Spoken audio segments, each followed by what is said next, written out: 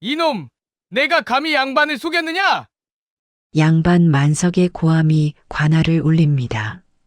농사꾼 김득보의 손이 떨리고 이마에는 식은땀이 흐르며 거친 숨소리가 새어나옵니다. 그의 눈앞에는 죽은 거위가 놓여 있습니다.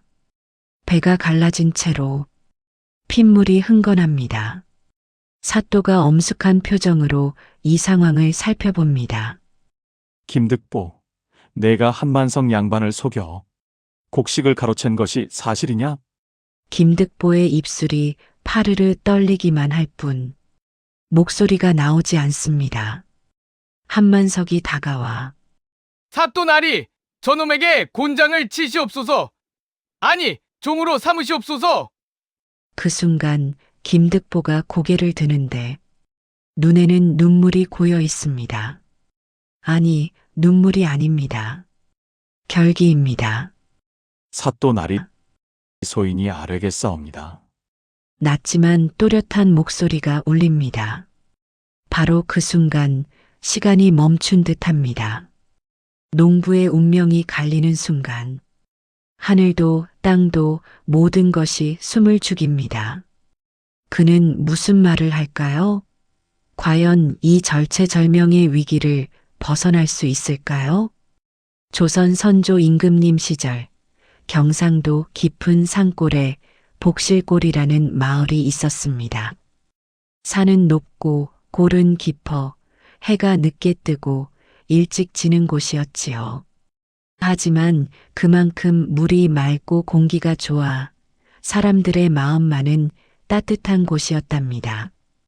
봄이면 삼법꽃이 흐드러지게 피었고 여름이면 계곡물이 시원하게 흘렀습니다. 가을에는 황금빛 벼이삭이 고개를 숙였고 겨울이면 하얀 눈이 초가지붕을 덮었지요. 그렇게 사계절이 돌고 도는 평화로운 마을이었습니다. 이 마을에 김득보라는 농부가 살았습니다. 득보, 보배를 얻는다는 이름이었지요. 아버지께서 이 아이가 세상에 보배를 얻는 삶을 살기를 바라며 지어주신 이름이었습니다. 하지만 세상살이는 그리 녹록지 않았습니다. 득보는 30살이 넘도록 자기 땅 한 떼기 없는 소작농이었습니다. 아침 일찍 일어나 닭이 울기도 전에 밭으로 나갔고 저녁 늦게 돌아와 등잔불을 켜고서야 저녁을 먹었지요. 손에는 굳은 살이 박혀 있었고 얼굴은 햇볕에 그을려 거무스름했습니다. 서방님, 오늘도 고생이 많았어요. 아내 박씨가 따뜻한 물 한 대야를 내왔습니다. 득보는 그 물에 손을 씻으며 씁쓸하게 웃었지요. 박씨 부인은 현명하고 부지런한 여인이었습니다. 비록 집안은 가난했지만 언제나 깨끗한 옷을 입히고 따뜻한 밥을 지어주었지요. 무명 치마 저고리는 낡았어도 깊고 또 집어 말끔하게 입었고 머리는 곱게 빗어 비녀로 꽂았습니다. 박 씨는 언제나 그렇게 남편을 위로했습니다. 득보는 아내의 손을 꼭 잡았습니다. 거친 손이었지만 그 안에는 따뜻함이 있었지요.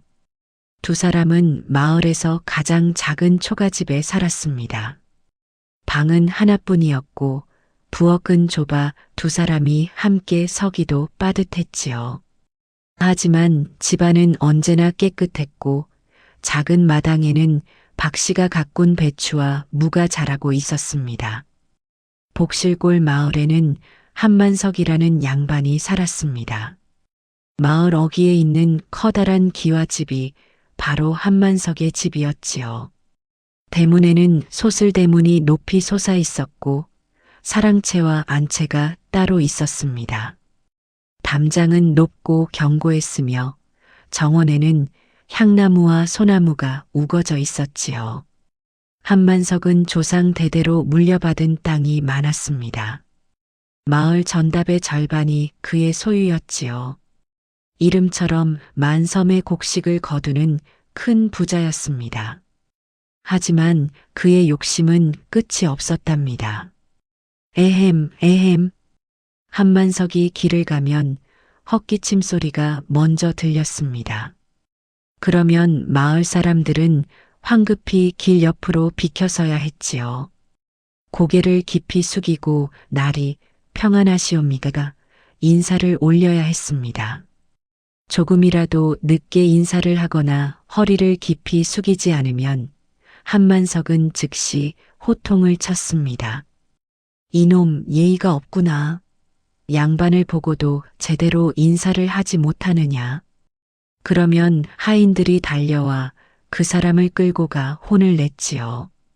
한만석은 비단 두루마기를 입고 갓을 쓰고 다녔습니다. 손에는 언제나 접었다 폈다 하는 부채가 들려 있었지요. 얼굴은 살이 쪄서 볼이 축 늘어져 있었고 눈은 작고 탐욕스러워 보였습니다. 올해는 흉년이라더니 내 놈의 밭에서는 곡식이 많이 났구나. 가을 추수철이 되면 한만석은 일부러 소작인들의 밭을 돌아다녔습니다. 반반씩 나누기로 했으나 올해는 특별히 육화를 내야겠다. 내 땅에서 농사를 짓는 것이니 당연한 것 아니냐? 소작인들은 억울해도 고개를 숙일 수밖에 없었습니다. 양반의 말에 거역하면 땅을 빼앗기고 쫓겨날 터였으니까요. 김득보도 한만석의 땅을 빌려 농사를 지었습니다. 봄이면 쟁기를 끌고 논밭을 갈았습니다. 흙을 뒤집고 씨를 뿌리는 일은 힘들었지만 득보는 성실하게 일했지요. 여름에는 뜨거운 햇볕 아래서 김을 메고 물을 댔습니다. 등에서는 땀이 비 오듯 흘렀고 허리는 끊어질 듯 아팠습니다. 가을이 되어 드디어 추수를 할 때였습니다. 황금빛 이삭을 낫으로 베어 단으로 묶는 일은 기쁘면서도 씁쓸했지요. 아무리 열심히 일해도 절반 이상은 한만석 양반에게 바쳐야 했으니까요. 여보게, 올해도 우리 몫은 얼마 되지 않겠소. 득보가 한숨을 쉬면 박 씨는 언제나 밝게 웃으며 대답했습니다. 괜찮사옵니다, 서방님. 보리쌀에 나물이라도 캐어 먹으면 되옵니다. 우리 둘이 건강하면 그것으로 족하지요. 하지만 득보는 알고 있었습니다. 겨울이 길고 추운 산골에서 먹을 것이 부족하면 얼마나 고된지를요. 그의 겨울은 유난히 추웠습니다. 눈이 많이 내려 산과 들이 온통 하얗게 덮였지요. 득보와 박 씨는 아껴두었던 곡식을 조금씩 꺼내 먹었습니다. 하루에 한 끼만 먹는 날도 많았지요. 여보게, 미안하오. 내가 무능해서. 무슨 말씀이시옵니까? 서방님은 누구보다 부지런하고 정직하신 분이옵니다. 박 씨는 남편의 손을 꼭 잡았습니다. 긴 겨울이 지나고 드디어 봄이 왔습니다. 어느 따스한 봄날, 득보는 밭으로 가는 길에 마을 뒷산을 바라보았습니다. 그곳에는 수십 년간 아무도 거들떠보지 않던 황무지가 있었지요. 돌투성이의 잡초만 무성한 땅이었습니다. 하지만 득보의 눈에는 그 땅이 달리 보였습니다. 저 땅은 주인이 없는 황무지라. 만약 내가 저것을 개간한다면? 득보의 가슴이 두근거렸습니다. 희망이 싹트기 시작했지요. 저녁에 집으로 돌아온 득보는 박 씨에게 말했습니다. 여보게, 뒷산 황무지를 개간하면 어떻겠소? 저 땅은 주인이 없으니 우리가 일구면 우리 땅이 될 수 있지 않겠소? 박 씨의 눈이 반짝였습니다. 좋은 생각이옵니다, 서방님. 비록 힘들어도 우리 땅을 가지면 더 이상 양반의 눈치를 보지 않아도 되지 않겠사옵니까? 그렇소. 우리 힘으로 땅을 일구어 봅시다. 그날 밤 득보와 박 씨는 오랜만에 희망을 품고 잠들었습니다. 하지만 그들은 몰랐습니다. 이 작은 희망이 앞으로 얼마나 큰 시련을 불러올지, 그리고 탐욕스러운 한만성 양반이 그 소식을 듣게 되면 어떤 일이 벌어질지. 달빛이 초가집 작은 창문으로 스며들었습니다. 봄바람이 나뭇가지를 흔들었지요. 모든 것이 평화로워 보였지만 운명의 톱니바퀴는 이미 돌기 시작했습니다. 그러던 어느 날 득보는 결심을 실행에 옮기기 시작했습니다. 새벽 일찍 닭이 울기도 전에 일어나 뒷산으로 향했지요. 손에는 괭이와 삽 그리고 지게를 메고 갔습니다. 박씨도 함께 나섰습니다. 작은 바구니에 물과 주먹밥을 담아 가지고 왔지요. 자, 시작해 봅시다. 득보는 소매를 걷어붙이고 땅을 파기 시작했습니다. 괭이를 내리칠 때마다 쨍그랑 돌에 부딪히는 소리가 났습니다. 땅속에는 주먹만 한 돌, 사람 머리만 한 돌들이 가득했지요. 하나하나 판에서 지게에 지고 옮기는 일은 정말 고된 노동이었습니다. 아이고 허리야. 박씨도 작은 돌들을 주워 담았습니다. 손에 흙이 묻고 손톱 밑이 까맣게 더러워졌지만 두 사람은 포기하지 않았지요. 해가 중천에 떴을 때 득보의 옷은 땀으로 흠뻑 젖어 있었습니다.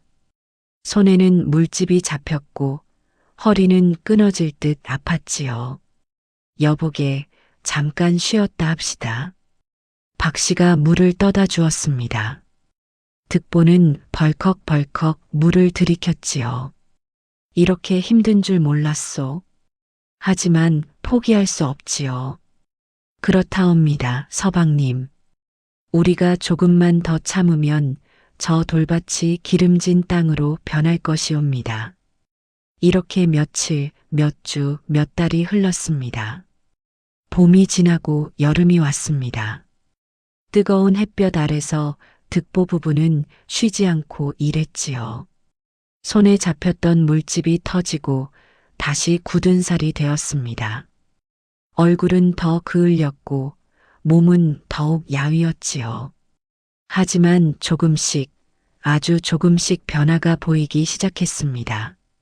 돌투성이었던 땅에서 돌들이 하나둘 사라지고 검은 흙이 드러났습니다. 잡초를 뽑아내자 비옥한 땅이 모습을 드러냈지요. 여보게, 보시오. 땅이 살아나고 있소. 득보는 기쁨에 박씨의 손을 잡았습니다. 마을 사람들도 하나둘 소문을 듣고 구경을 왔습니다. 김득보가 황무지를 개간하고 있다더니 정말이로군. 저 돌밭을 어떻게 일구었단 말인가. 대단하구만. 참으로 부지런한 사람이야. 저렇게 일하니 복을 받을 거야. 칭찬의 말들이 득보 부부에게 힘을 주었습니다. 그렇게 몇 달이 더 지나 가을이 되었습니다. 득보는 드디어 개간한 땅에 씨를 뿌렸습니다. 메밀과 조를 심었지요. 그리고 하늘을 향해 두 손을 모았습니다. 하느님, 저희 부부의 정성을 보시고 풍년을 내려주시옵소서. 저희는 탐욕을 부리지 않겠사옵니다. 그저 먹고 살 만큼만 거두게 해주시옵소서. 하늘은 그들의 정성을 저버리지 않았습니다. 여름 내내 비가 적당히 내렸고 곡식은 무럭무럭 자랐지요. 가을이 되자 황금빛 이삭이 바람에 일렁거렸습니다. 여보게, 우리가 해냈소. 정말로 풍년이요. 득보와 박씨는 서로를 껴안고 기쁨의 눈물을 흘렸습니다. 드디어 추수를 할 날이 왔습니다. 득보는 정성껏 낫으로 이삭을 베어 단으로 묶었지요. 박씨는 그것을 모아 지게에 지었습니다. 이제 우리도 넉넉하게 살 수 있겠소. 그렇다옵니다, 서방님. 하늘이 우리의 노고를 보셨사옵니다. 하지만 기쁨도 잠시 문제가 생기기 시작했습니다. 소문은 빠르게 퍼졌습니다. 김득보가 황무지를 개간하여 풍년을 거두었다더라. 마을 사람들은 모두 득보 부부의 노고를 치하했지요. 그런데 이 소문이 한만석 양반의 귀에까지 들어갔습니다. 뭐라? 그 천한 놈이 뒷산 황무지를 개간했다고? 한만석의 얼굴이 일그러졌습니다. 탐욕의 불꽃이 그의 눈에서 타올랐지요. 그 땅에서 풍년을 거두었다니. 그렇다면 그 곡식은 마땅히 내 것이 되어야 하느니라. 하인이 조심스럽게 말했습니다. 나리, 그 땅은 원래 주인이 없던 황무지였사옵니다. 닥쳐라. 내가 모를 줄 아느냐? 하지만 그 땅은 원래 우리 선대 할아버님의 것이었느니라. 이것은 거짓말이었습니다. 그 황무지는 조상 대대로 아무도 주인이라 주장하지 않던 땅이었지요. 하지만 한만석은 욕심이 생기자 거짓을 지어냈습니다. 이튿날 아침 일찍 한만석은 하인을 시켜 김득보를 불러들였습니다. 득보가 양반댁 사랑채에 들어서자 한만석은 거드름을 피우며 말했습니다. 이놈 김득보, 내가 개간한 그 뒷산 땅 말이다. 예, 나리. 소인이 몇 달간 정성껏 일군 땅이옵니다. 득보는 무슨 일인가 싶어 긴장했습니다. 허허, 이 무식한 놈을 보게. 그 땅은 원래 우리 선대 할아버님께서 소유하셨던 땅이니라. 득보는 깜짝 놀랐습니다. 예, 나리, 그게 무슨 말씀이옵니까? 다만 돌이 많아 묵혀두었을 뿐이지. 내가 감히 남의 땅을 무단으로 개간했으니 당장 곡식을 모두 내놓아라. 나리, 그 땅은 수십 년간 아무도 주인이라 주장하지 않던 황무지였사옵니다. 득보의 목소리가 떨렸습니다. 억울함이 북받쳐 올랐지요. 소인이 몇 달을 피땀 흘려 돌을 골라내고 땅을 일구었사옵니다. 그것은 소인의 땅이옵니다. 닥쳐라. 한만석이 책상을 탁 쳤습니다. 그 소리에 득보가 움찔했지요. 이놈, 내가 감히 양반의 말을 의심하느냐? 증거가 필요하다면 우리 집안의 옛 문서를 보여주마. 사실 그런 문서는 없었습니다. 하지만 한만석은 얼마든지 조작할 수 있다는 것을 알고 있었지요. 당장 곡식을 내놓지 않으면 관가에 고발하여 곤장을 맞게 하고 내 놈의 처자식까지 종으로 삼으리라. 협박이었습니다. 하지만 그 시절 양반의 협박은 단순한 말이 아니었지요. 정말로 그렇게 할 수 있는 권력이 있었습니다. 득보는 말문이 막혔습니다. 억울해도 분해도 어쩔 도리가 없었지요. 나리, 소인에게 며칠만 시간을 주시옵소서. 곡식을 정리하여 가져오겠사옵니다. 득보는 일단 시간을 벌기로 했습니다. 다른 방법을 찾아야 했지요. 좋다. 사흘 안에 가져오지 않으면 관가로 끌고 가겠노라. 득보는 절을 하고 물러났습니다. 다리가 후들거렸고 눈앞이 캄캄했지요. 집으로 돌아온 득보는 마루에 주저앉았습니다. 여보, 이를 어찌하면 좋소? 박 씨가 달려왔습니다.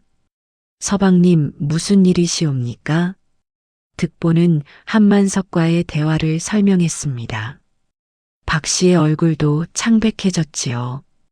아이고, 이를 어쩌면 좋사옵니까? 몇 달을 땀 흘려 일군 땅인데. 두 사람은 한동안 말없이 앉아 있었습니다. 박 씨가 먼저 입을 열었습니다. 서방님, 울고만 있어서는 아무것도 해결되지 않사옵니다. 그렇소? 하지만 양반의 권세를 어찌 당하겠소.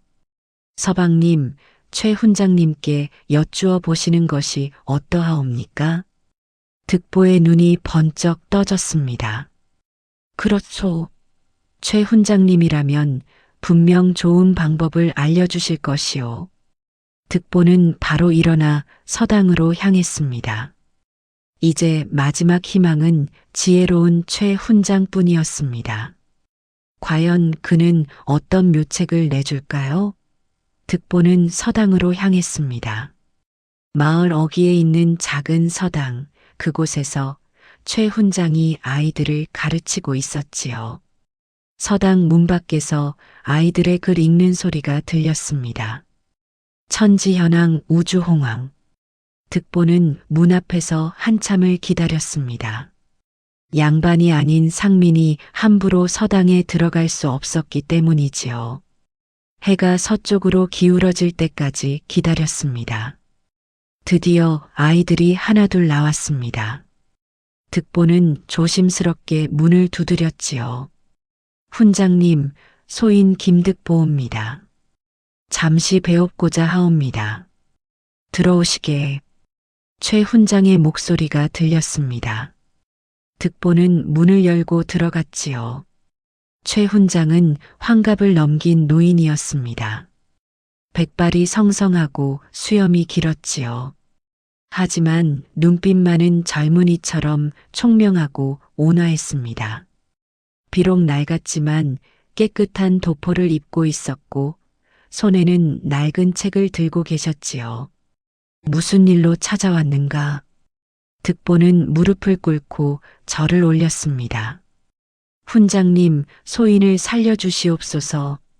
그리고는 한만성 양반이 자신의 땅을 빼앗으려 한다는 사정을 낱낱이 설명했습니다. 목소리가 떨렸고 눈에는 눈물이 맺혔지요. 최 훈장은 말없이 듣고 있었습니다. 수염을 쓰다듬으며 깊은 생각에 잠겼지요. 한참이 지나도 최 훈장은 아무 말이 없었습니다. 득보는 조바심이 났지만 참고 기다렸지요. 훈장님, 소인이 어찌하면 좋겠사옵니까?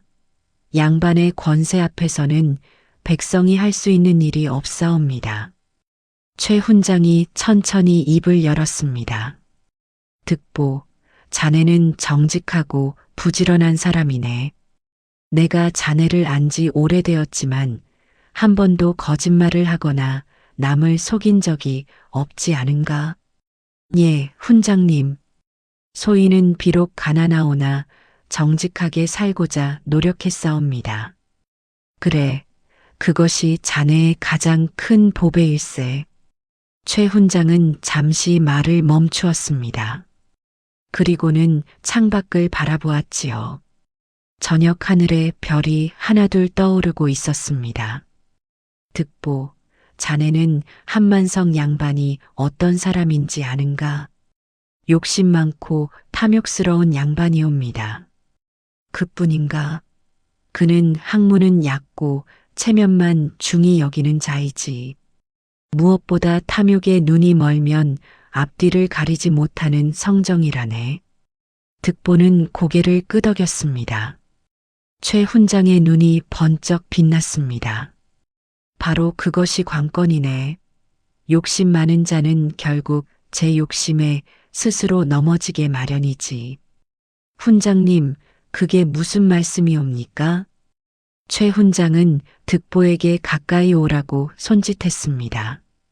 그리고는 낮은 목소리로 속삭였지요. 들으시게.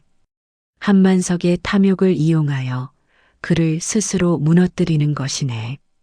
자네가 그에게 곡식보다 더 귀한 보물이 있다고 말하면 어찌 되겠는가? 보물이라.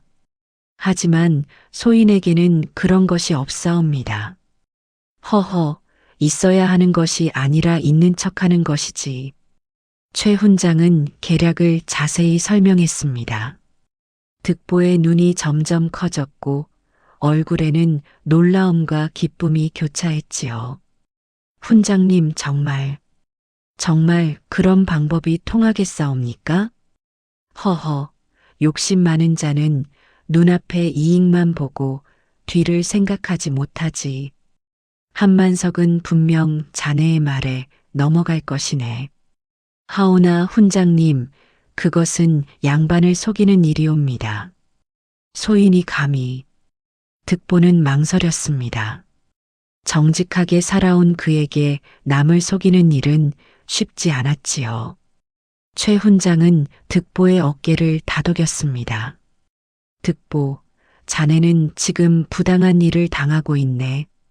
한만석은 없는 권리를 주장하며 자네의 정당한 노동의 대가를 빼앗으려 하고 있지 않은가? 그렇다옵니다.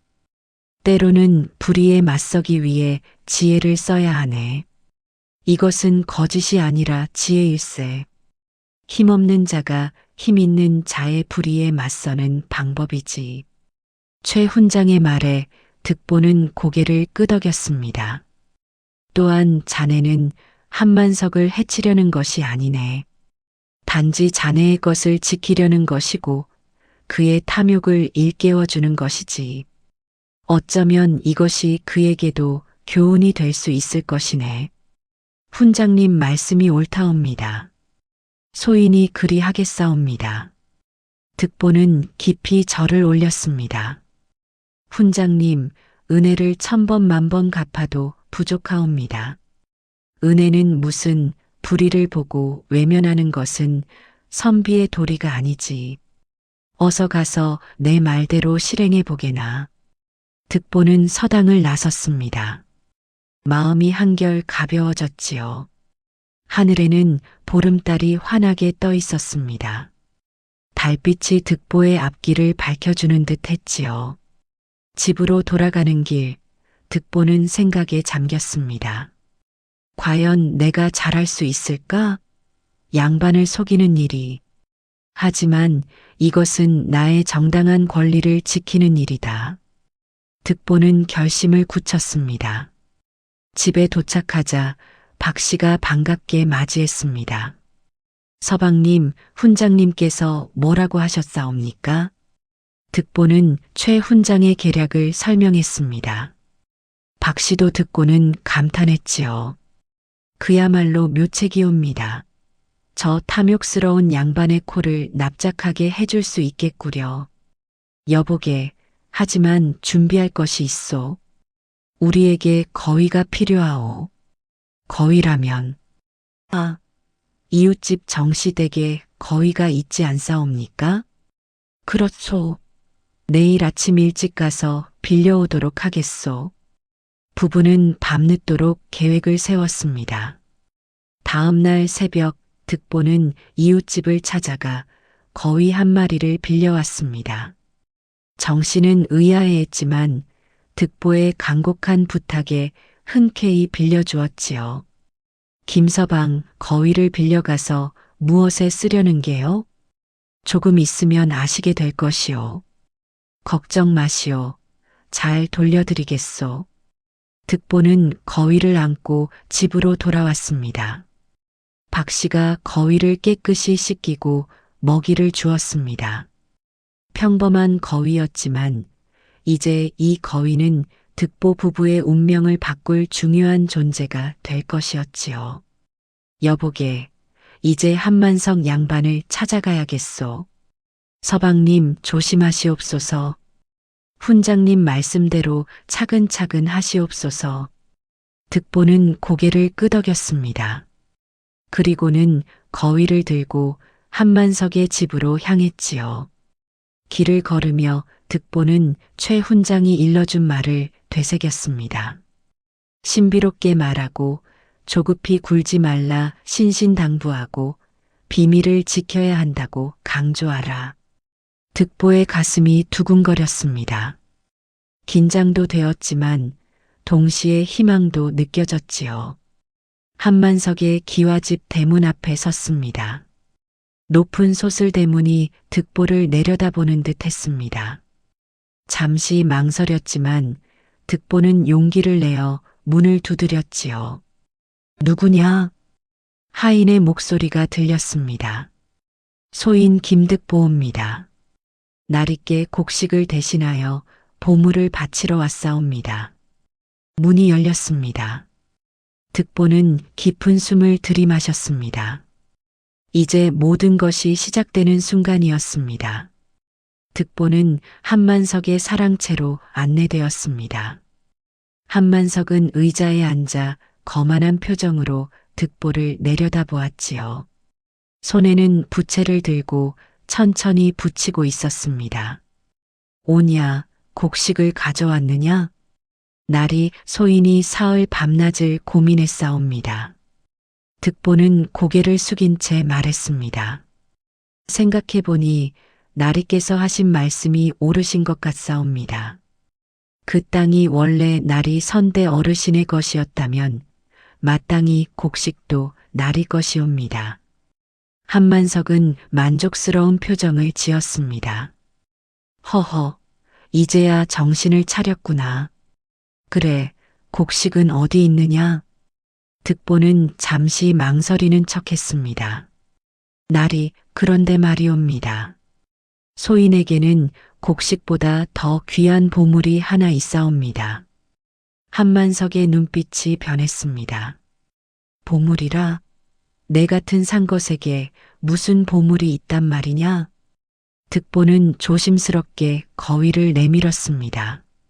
이것이옵니다, 나리. 뭐, 거위 한 마리가 보물이라고? 이놈이 나를 놀리는 게냐? 한만석의 얼굴이 붉어졌습니다.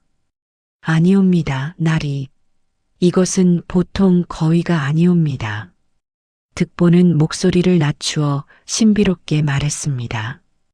이 거위는 금난을 낳는 신령한 짐승이옵니다. 한만석의 눈이 번쩍 떠졌습니다. 뭐라?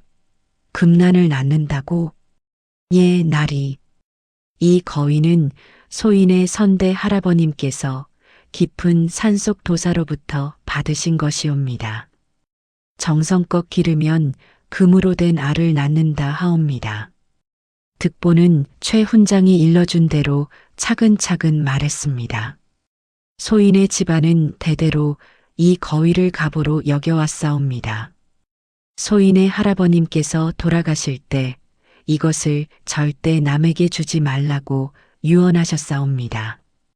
한만석은 의심스러운 눈빛으로 거위를 바라보았습니다. 세상에 그런 것이 있단 말이냐? 내가 어찌 믿겠느냐? 날이 소인이 어찌 감히 거짓을 아뢰겠사옵니까? 득보는 슬픈 표정을 지었습니다. 다만 득보는 말을 멈추었습니다. 다만 무엇이냐? 어서 말해보거라. 한만석이 앞으로 몸을 숙였습니다. 욕심이 얼굴에 역력했지요. 이 거위는 매우 까다롭사옵니다. 하루에 딱 한 개의 알만 낳사옵니다. 그것도 주인이 정성을 다하고 인내심을 가져야 하옵니다. 득보는 신신당부하듯 말했습니다.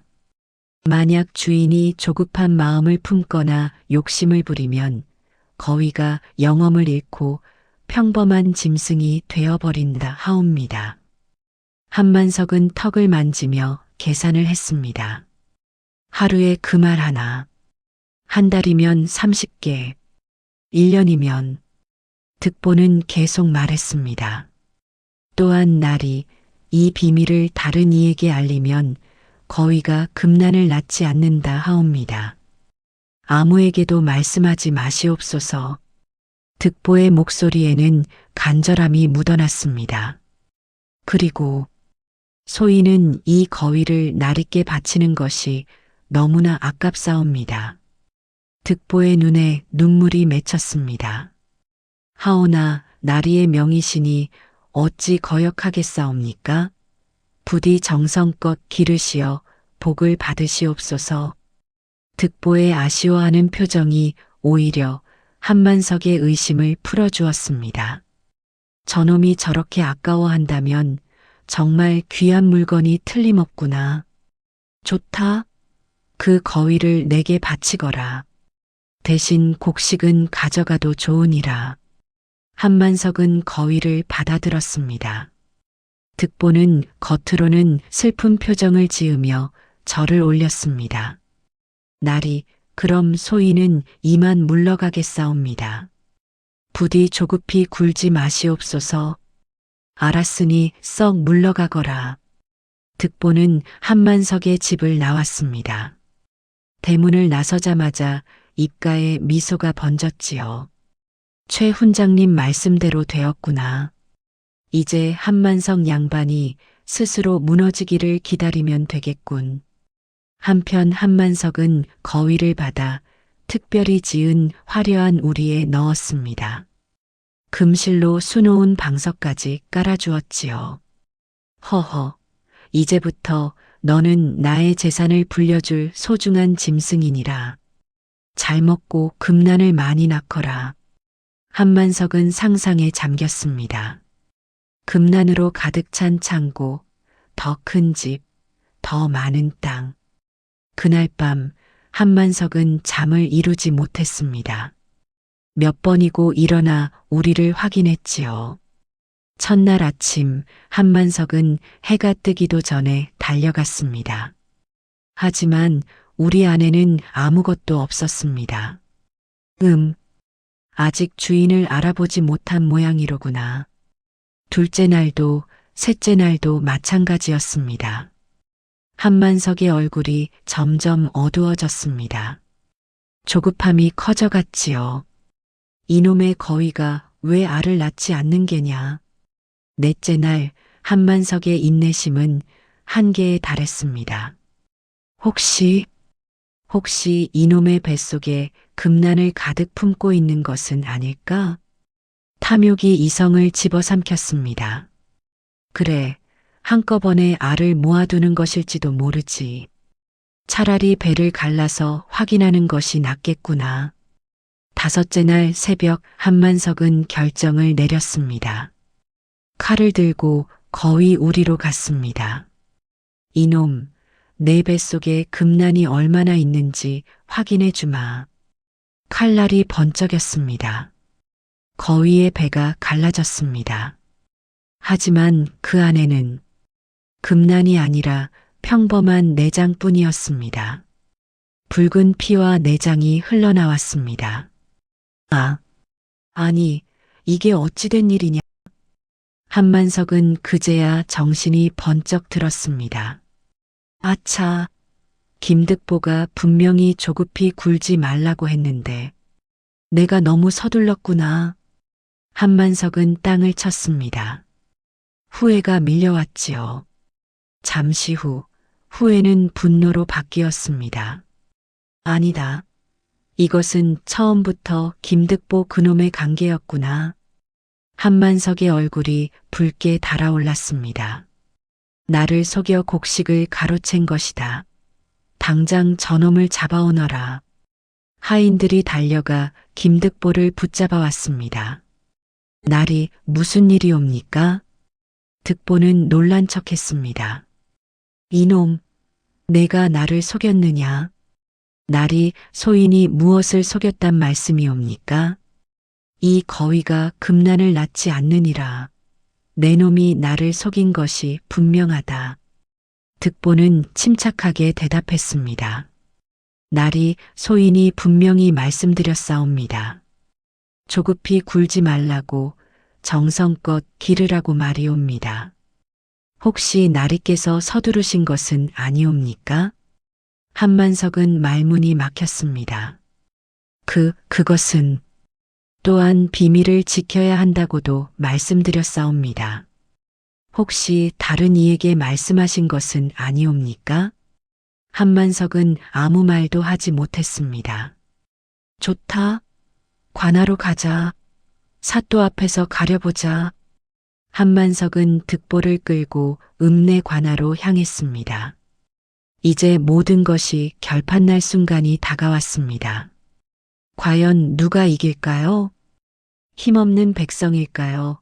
아니면 권세 있는 양반일까요? 하늘은 지켜보고 있었습니다. 정의의 편에 서서 처음에 말씀드렸던 그 장면 기억하시나요? 한밤중 관아 앞에서 김득보가 무릎을 꿇고 사또 앞에 섰던 그 순간 말입니다. 바로 그때 득보는 입을 열었습니다. 사또 날이 소인이 아뢰겠사옵니다. 이 사또는 청렴하고 공정하기로 소문난 어진 수령이었습니다. 그는 엄숙한 표정으로 양쪽의 말을 다 들었지요. 한만석이 먼저 고발했습니다. 사또 날이 저 간악한 김득보가 소인을 속여 귀한 곡식을 가로챘사옵니다. 거위가 금난을 낳는다고 거짓말을 하여 소인을 속였사옵니다. 사또가 득보를 바라보았습니다. 김득보, 한만석의 말이 사실인가? 득보는 담담하게 대답했습니다. 사또 날이 소인이 아뢰겠사옵니다. 한만석 양반께서 소인의 땅을 빼앗으려 하신 것은 사실이옵니다. 그 땅은 원래 누구의 것이었느냐? 수십 년간 주인 없는 황무지였사옵니다. 소인이 몇 달간 피땀 흘려 돌을 골라내고 땅을 일구어 풍년을 거둔 것이옵니다. 한만석이 소리쳤습니다. 거짓말이옵니다. 그 땅은 우리 선대의 것이었사옵니다. 사또가 날카롭게 물었습니다. 그렇다면 증거가 있는가? 그 땅에 대한 문서나 세금을 낸 기록이 있는가? 한만석은 말문이 막혔습니다. 사또는 다시 득보에게 물었습니다. 그렇다면 거위 이야기는 무엇인가? 예, 사또 날이 소인은 양반께 거위 한 마리를 드렸을 뿐이옵니다. 그것이 금난을 낳는 신령한 짐승이라고는 말씀드렸으나 소인이 직접 금난을 보았다거나 반드시 낳는다고 보증한 적은 없사옵니다. 그래서 소인은 분명히 말씀드렸사옵니다. 정성껏 기르고 인내심을 가져야 하며 조급히 굴면 영험을 잃는다고 말이옵니다. 득보는 차분하게 계속했습니다. 그런데 한만석 양반께서는 나흘도 채 기다리지 못하고 스스로 거위를 죽이셨사옵니다. 이는 모두 양반 스스로의 욕심과 조급함에서 비롯된 것이 아니옵니까? 한만석이 벌떡 일어났습니다. 이놈이 감히 사또가 손을 들어 조용히 하라는 신호를 보냈습니다. 한만석, 그대는 양반으로서 학문을 닦은 자가 아닌가? 그런데 어찌하여 금난을 낳는 거위 따위의 허황된 말을 고지곳대로 믿었단 말인가? 사또의 목소리에는 힘이 실려 있었습니다. 더욱이 그대는 양반의 신분을 이용하여 김득보가 정당하게 개간한 땅의 곡식을 빼앗으려 했소. 이것이 양반으로서의 도리인가? 사또 날이 그것은 김득보는 비록 상민이나 부당한 일을 당하자 지혜로서 자신을 지켰을 뿐이요. 반면 그대는 탐욕으로 스스로 거위를 죽였으니 김득보에게 책임을 물을 수 없소? 사또는 판결을 내렸습니다. 한만석, 너는 부당하게 곡식을 빼앗으려 한 죄로 김득보에게 쌀 10섬을 배상하시오. 사또 날이 그것은 너무 가혹하옵니다. 또한 앞으로는 백성들에게 부당한 소장료를 받거나 횡포를 부리지 말 것이며 만약 다시 이런 일이 있으면 양반의 신분을 박탈하고 엄벌에 처하겠소. 관아의 사또의 목소리가 울려 퍼졌습니다. 한만석은 망신만 당하고 물러날 수밖에 없었습니다. 득보는 사또께 깊이 절을 올렸습니다. 사또 날이 은혜를 어찌 다 갚사옵니까? 김득보, 그대는 비록 신분은 낮으나 지혜와 용기가 있어. 앞으로도 정직하게 살아가시오. 하늘은 언제나 바른 자의 편이니라. 그날 밤 득보는 집으로 돌아왔습니다. 마을 입구에서 박씨 부인과 최 훈장, 그리고 마을 사람들이 기다리고 있었지요. 서방님, 박 씨가 달려왔습니다. 여보게, 우리가 이겼소. 사또께서 정의로운 판결을 내려주셨소. 득보는 환한 얼굴로 사또의 판결을 전했습니다. 마을 사람들은 모두 환호했습니다. 와, 김득보가 이겼구나. 하늘이 무심치 않구나. 최 훈장은 득보의 어깨를 토닥이며 말했습니다. 자네가 잘했네. 지혜는 힘보다 강하고 정의는 권력보다 위대하다는 것을 오늘 증명했네. 그 후로 복실골 마을에는 평화가 찾아왔습니다. 한만성 양반은 그날 이후로 감히 백성들을 함부로 대하지 못했습니다. 사또의 경고가 무서웠고 무엇보다 마을 사람들 앞에서 망신을 당한 것이 창피했지요. 어느 날 한만석은 조용히 득보를 찾아왔습니다. 김득보, 날이 웬일이시옵니까? 한만석은 한참을 머뭇거리다 입을 열었습니다. 내가 잘못했네. 욕심이 과했소. 득보는 놀랐습니다. 양반이 상민에게 사과를 하다니. 날이, 자네의 지혜 덕분에 나는 깨달았네. 많이 가진 것이 복이 아니라 바르게 사는 것이 진정한 복이라는 것을 말이요. 한만석은 고개를 숙였습니다. 그 후로 한만석은 조금씩 변해갔습니다. 소장료를 공정하게 받았고 백성들에게 덜 엄하게 대했지요. 완전히 변한 것은 아니었지만 적어도 예전처럼 횡포를 부리지는 않았습니다. 득보는 열섬의 쌀과 자신이 개간한 땅에서 거둔 곡식으로 넉넉하게 살게 되었습니다. 이듬해 봄 득보는 땅을 더 넓혔습니다. 이번에는 마을 사람들이 함께 도와주었지요. 김서방, 우리도 거들겠네. 고맙소이다. 사람들이 함께 일하니 일은 훨씬 빨리 진행되었습니다. 돌을 골라내고 땅을 일구는 일이 즐거웠지요. 가을이 되자 풍년이 들었습니다. 득보는 수확한 곡식을 마을 사람들과 나누었습니다. 여러분이 도와주셨으니 함께 나눠야지요. 김서방, 고맙네. 득보 부부는 또한 어려운 이웃을 도왔습니다. 홀로 사는 노인에게는 쌀을 갖다 드렸고 아픈 사람에게는 약값을 보태주었지요. 여보게, 우리가 복을 받았으니 나눠야 하지 않겠소? 그렇다옵니다, 서방님. 받은 복을 나누는 것이 하늘의 뜻이옵니다. 세월이 흘렀습니다. 득보 부부에게는 아들 둘, 딸 하나가 있었습니다. 아이들은 건강하게 자라났지요. 득보는 아이들에게 이 이야기를 들려주었습니다. 얘들아, 아버지가 어떻게 이 땅을 얻게 되었는지 아느냐? 네, 아버지. 정직하게 살되 불의 앞에서는 지혜롭게 맞서야 한다. 욕심을 부리지 말되 정당한 권리는 지켜야 한다. 이것을 잊지 말거라. 아이들은 고개를 끄덕였습니다. 최 훈장도 득보의 아이들을 가르쳤습니다. 비록 상민이었지만 배움의 기회를 주었지요. 그를 아는 것은 신분을 넘어서는 힘이니라. 시간이 흘러 득보는 마을의 어른이 되었습니다. 백발이 성성해지고 주름이 깊어졌지만 눈빛만은 여전히 맑았지요. 어느 날 젊은이 하나가 득보를 찾아왔습니다. 어르신, 소인도 양반에게 억울한 일을 당했사옵니다. 어찌하면 좋겠사옵니까? 득보는 미소를 지으며 말했습니다. 젊은이, 정직하되 지혜롭게 살아가게.